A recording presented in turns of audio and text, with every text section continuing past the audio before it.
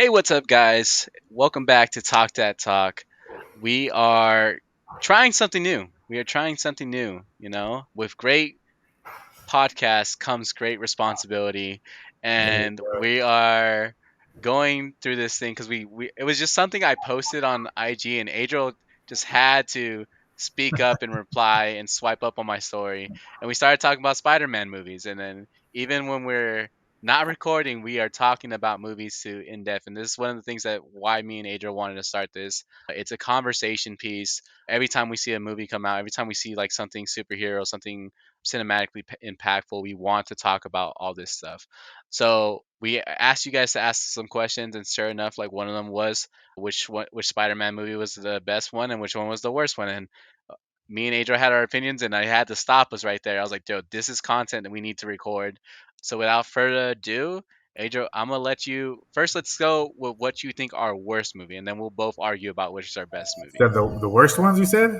Yeah, let's do bottom two. All There's right, 10 so movies.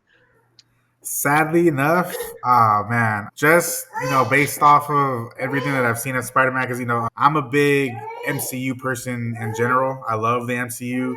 I think growing up, I was more of a DC Comics person, but then as the MCU got progressed and got more popular and got better, fell in love with it. Started reading the comic books there, but as far as the movies go, I hate to do it to him, but the bottom two are both the Amazing Spider-Man movies. Both of them just fall short on so many levels for me.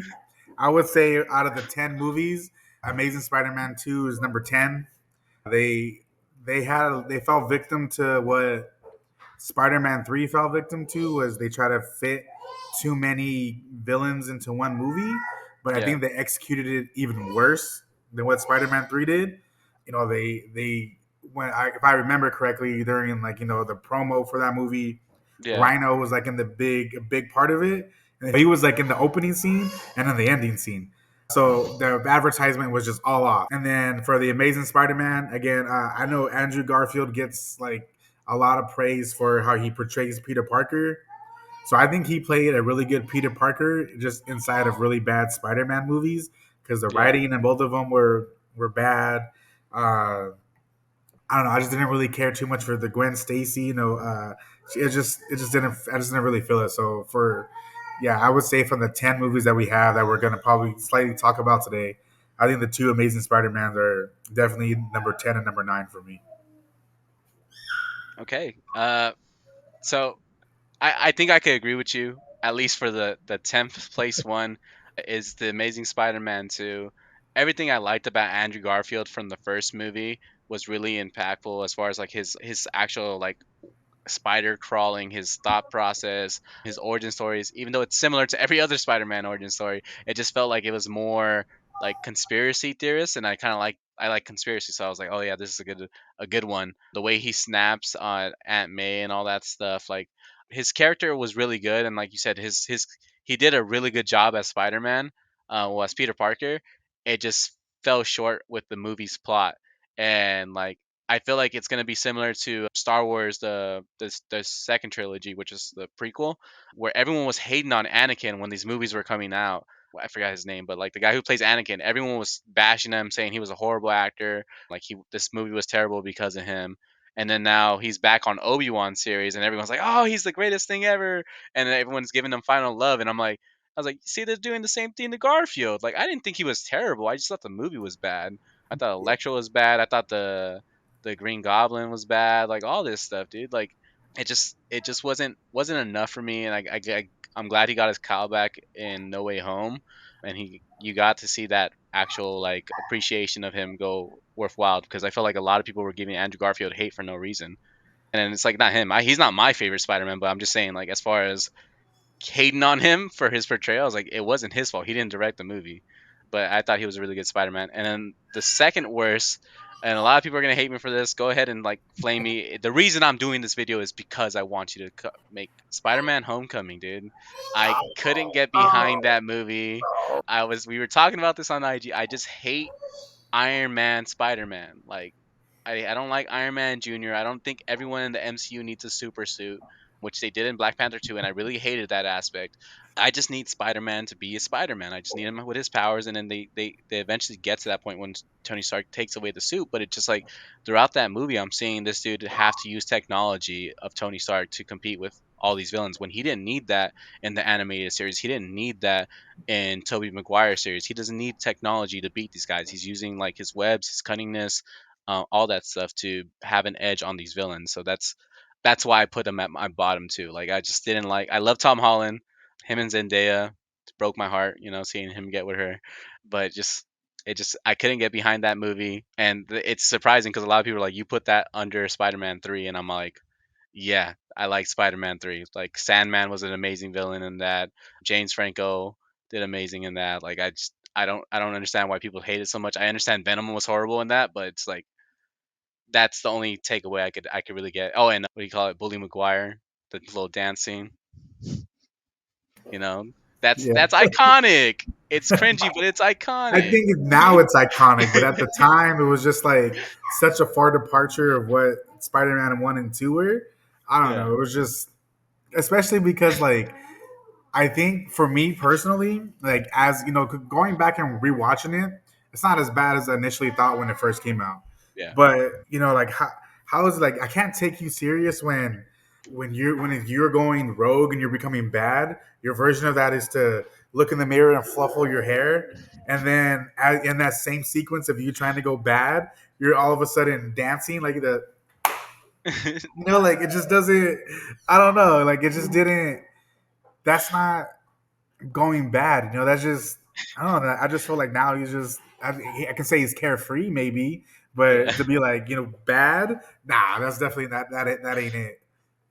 yeah. Well, the thing about it, like even it's hand in hand, just not to go too carried away with this because we're trying to make this a quick one. His Venom suit, Spider-Man, like his whole Yeah. aggression and all that stuff was amazing. The only downside was the Peter Parker aspect of it. Like I didn't like any of the bad Peter Parker. I loved all of bad Spider-Man, Mhm. but it just I try to like analyze the movie as a whole, and I feel like too many people are like, "Oh, that was a bad movie because of this, and that." I'm like, it wasn't as bad as you guys are putting it. Like, it wasn't Thor, Dark World, and we'll get into that in a different movie. But Say that because I actually like Thor: The Dark World. yeah, yeah, that's what I'm saying. We'll get to that. I already knew you were gonna say something. All right, so those are our two bad ones. You put both the Amazing Spider-Mans. I put the second one and Homecoming. Like I said, all the characters, all the actors are really great in these movies. It just comes down to plot for me, how they fell short. What are your two best Spider-Man movies? So again, I think this one might stir the pot a little bit. I think for me, number one, Into the Spider-Verse. Just when that movie came out, completely transcended everything that I thought about all the Spider-Man movies in general, whether it would be animated, like you kind of brought up the animated series earlier, or to the live action, or even into the written format as comics, right? Like everything that it was great. And then I think also too, I think that struck a more of an emotional chord with me because my son, he loves Miles Morales, mainly because he's also mixed. He's Yeah, Mexican and typecast black, them. so Get them in the live action. yeah. So maybe it could be a possibility. But realistically, so I think that kind of hit more of an emotional chord. But at the same time, the way it was animated, the way the story was written, the way he kind of had to jump in to be the new Spider-Man, even though he kind of just got his powers, and then Yeah, that his version's Peter Parker, promised that he was going to train him. All this, yeah, I can go on and on about that movie, but that movie was just it's heartfelt, great writing, great animation. Even like the soundtrack to that, it was Sunflower. And to this day, great, amazing, right? So there's for me, 10 out of 10, Chef's Kiss, Into the Spider Verse. So if that's number one, I feel like this is where people are. I'm probably going to start. I'm going to start getting the knives to the ribs with this one because I'm not going to mention the movie and people are going to go, ape shit over it. But me personally, I feel that I think it could be playing on nostalgia, but I think Spider-Man One would be my number two just because of how during this time when this movie came out, I think it was around that time where X-Men was coming out, Blade was coming out, so yeah. we had like a lot of newer, like we were getting introduced to comic book movies. So when this one came out and it was Spider Man, even though they did change, his web shooter to be inside his actual arm, there's a lot of different little things that were kind of deviated from what it was. But I felt Yeah, like what I think without this movie, I don't think we're able to get any other comic books movie really moving forward if this didn't yeah. really like succeed the way it succeeded. Yeah, no, I totally agree with you on that aspect. Like Spider-Man, X-Men, even the Blade series, like if it wasn't for those, we wouldn't have the MCU today. And I think where I like we're kind of in the same boat. When I was just mentioning and we were IG talking, like Spider-Verse is up there. I wanna put it Yeah. up there. I just can't put it at one, dude. Like it's for me, it's gonna have to be Spider-Man 1 and Spider-Man 2, both Tobey Maguire movies. They're up there in ratings, not just by me, but by most fans out there on Rotten Tomatoes and all that stuff. And there's a reason there it is.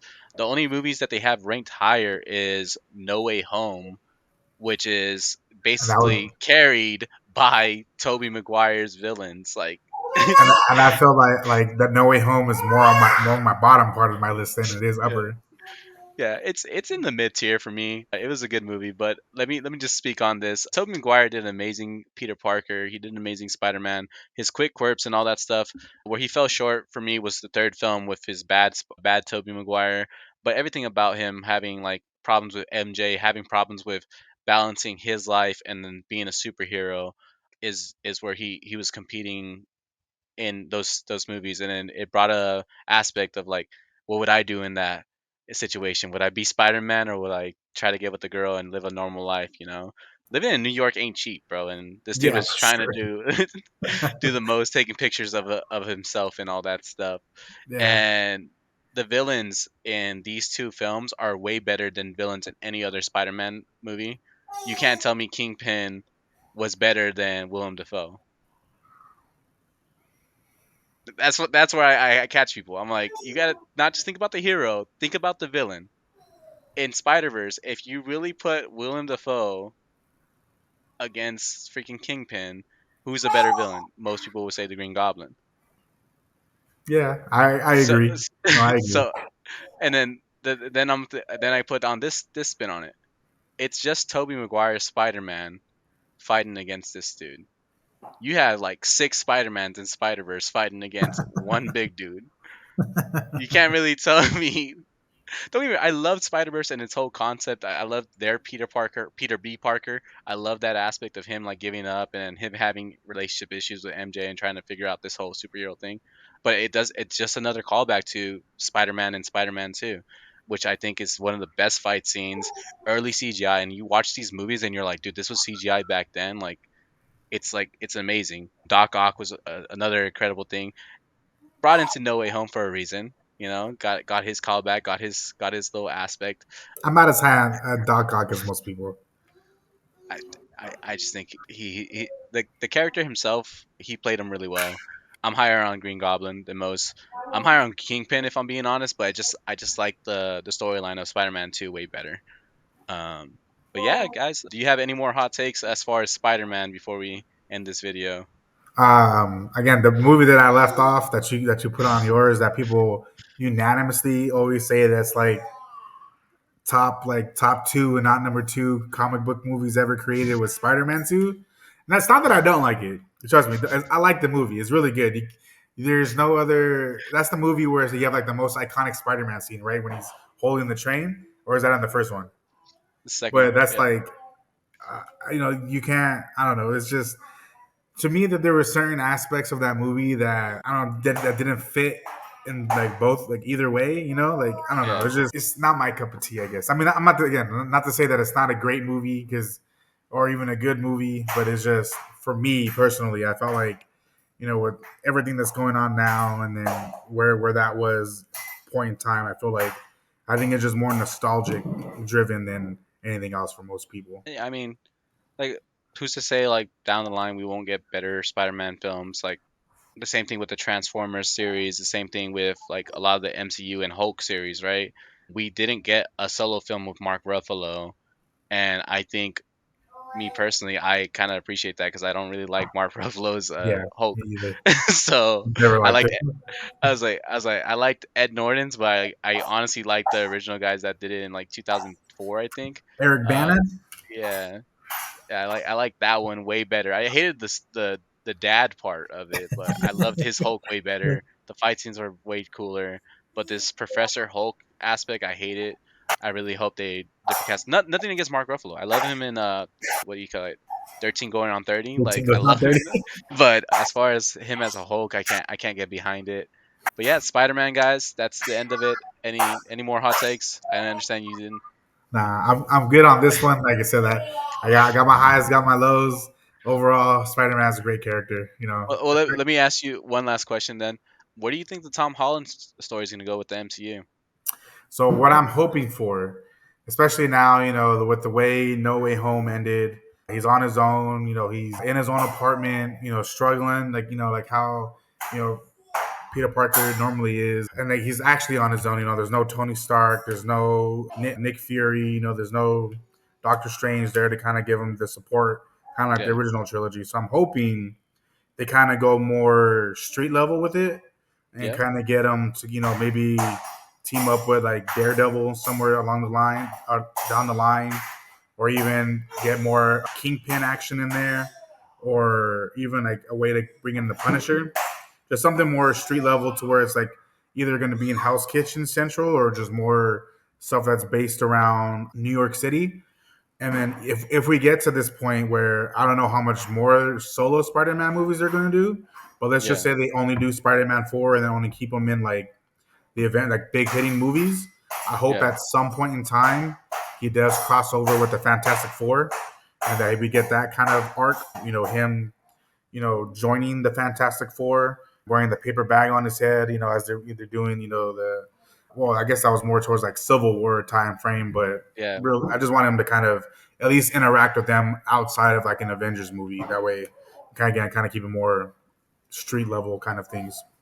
yeah. Because for me personally, I'm kind of curious how they're going to do like the Young Avengers type of thing. Now that the super suit's out of the way, now that no one knows who he is, which is what I kind of wanted, and I hate that I asked for it, like a Spider-Man without a super suit, a Spider-Man that doesn't need someone else to help him out, like he's a kid that figures it out himself. Yeah, Um, and so now he's doing it on his own, and I'm like, all right, well, what's this world's problem gonna be? Like, is it gonna be like a street level like Kingpin type thing? Is it gonna be like they bring in a Green Goblin from this universe because we don't know an Osborn in this universe? I Are mean, we gonna get a it could get Hobgoblin. Hobgoblin? Yeah, Yeah, there that's what I'm you go. See? saying. That's one of the things I'm interested in. Something goes wrong in MIT and Ned comes out trying to do something differently. Yeah, so we'll see. We'll see, man. I'm excited for this new age of MCU films. Tom Holland did amazing. I think Stan Lee said that he was his favorite Spider-Man altogether. So I can't argue with the guy who Created him. who Yeah. created him. You know, so it's like I will, but like I don't know. My dude might make a cameo at my funeral and says, I don't so know. I I mean, try to I would avoid agree it. with that. I think I'm a little more biased towards it though.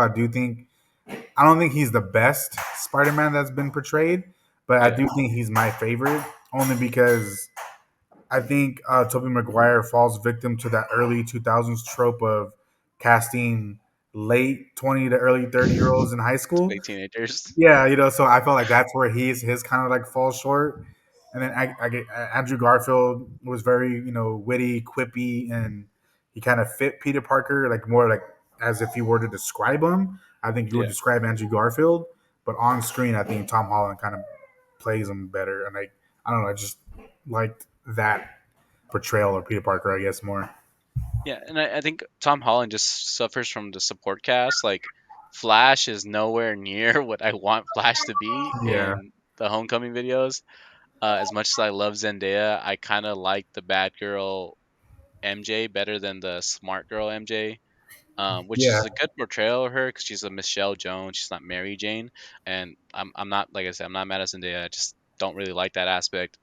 And even like Harry, like a lot of people like Harry better than Ned, even though I love Ned's one-liners, like "Oh my gosh, we're gonna die," or Or like even like in the he's first movie, he wants to be the guy in the chair. yeah. But yeah, so it just falls short for his supporting cast. I think he's an amazing. I think all three of them are great Spider-Man. It just comes down to which aspect I like more about them. And Toby, even though he's like a 20-year-old playing a 17-year-old, like I'm cool with that. The Flash was better in his movie. The villains were better in his movies, in my opinion, outside of Venom. But yeah, so we're gonna wrap this up, guys. Thank you for listening to our hot takes on Spider-Man, top movies, bottom movies. If you guys have any other questions about movies, superheroes, doesn't have to be superheroes, but anything you guys want to ask us, that you want us to really get into depth about, talk about, not a movie review, but just like a personal opinion about these things, we leave the questions down below in our comments. You could leave the questions on our Instagram. We're gonna start a TikTok soon. Leave questions on our TikTok. Wherever you, if you, even if you have my number, if you have me on IG or anything, just hit us up. Hit Adro up. We're more than willing to answer these questions. This was a good video that's brought to our attention, and it all started with Adro being petty and swiping up and saying, "Hey, this is overrated in my opinion." Yeah, So definitely. it goes a long way. And I'll probably make a TikTok just describing what went down on that. But yeah, thank you guys. This is Talk That Talk. Catch you in the next one. Peace.